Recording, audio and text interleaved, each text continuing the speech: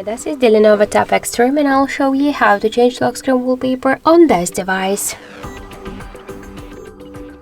So first we should open the settings application, then tap to personal customization, tap to wallpaper section and then select one from the available wallpapers.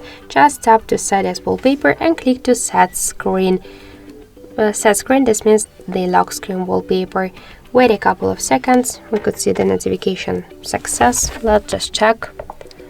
And as you could see, that's so simple.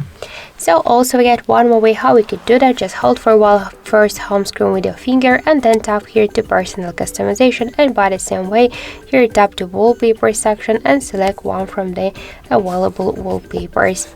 Tap set as wallpaper and click to set screen. So that's it. Thank you guys for watching, and if you like this video, leave thumbs up and subscribe our channel.